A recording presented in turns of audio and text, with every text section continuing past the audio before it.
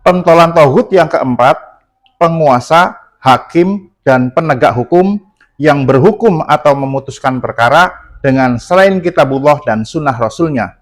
Dengan kata lain, penguasa, hakim, dan penegak hukum yang berhukum atau memutuskan perkara dengan hukum jahiliyah, yaitu hukum buatan manusia yang menyelisihi atau menyimpang dari ketentuan dalam kitabullah dan atau sunnah rasulnya.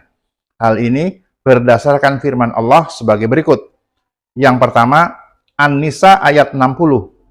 Alam taro ilal ladzina yaz'umuna annahum amanu bima unzila ilaika wa ma unzila min qablika yuriduna ayyatahakamu ila taghut.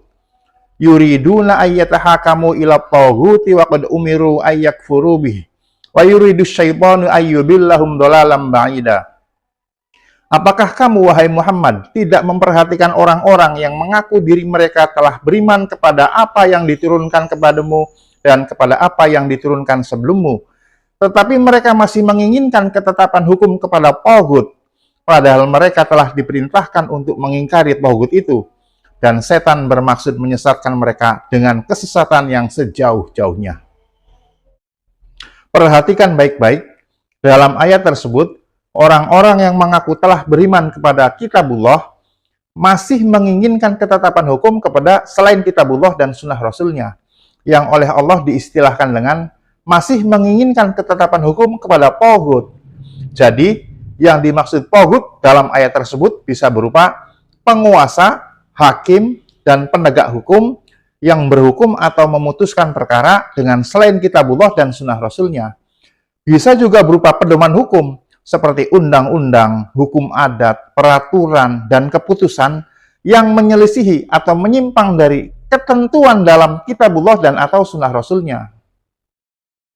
Yang kedua, An-Nisa ayat 59. Ya ayyuhalladzina amanu athi'ullaha wa athi'ur rasula wa ulil amri minkum. Fa in tanaza'tum fi syai'in farudduhu ilallahi wa rasuli in kuntum tu'minuna billahi wal yawmil akhir. Dzalika khairu wa ahsanu ta'wila. Wahai orang-orang yang beriman, taatilah Allah dan taatilah Rasul dan ulil amri di antara kalian.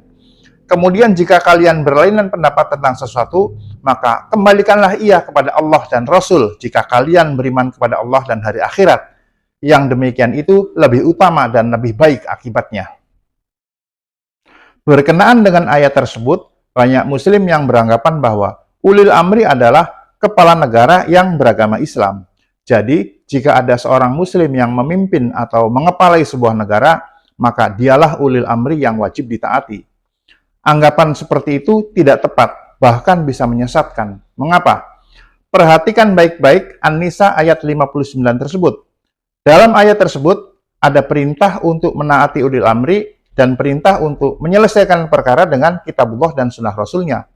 Jadi, berdasarkan ayat tersebut, bisa ditarik pengertian bahwa ulil amri adalah penguasa atau pemimpin yang memimpin dengan kitabullah dan sunnah rasulnya, yaitu yang memutuskan perkara dengan kitabullah dan sunnah rasulnya.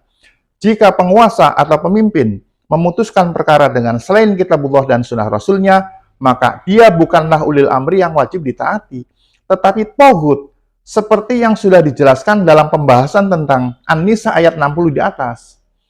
Selanjutnya, dalam ayat tersebut, Allah memerintahkan orang-orang yang beriman jika terjadi perselisihan pendapat di antara mereka, agar mereka menyelesaikannya dengan kitabullah dan sunnah rasulnya, jika mereka benar-benar beriman kepada Allah dan hari akhirat.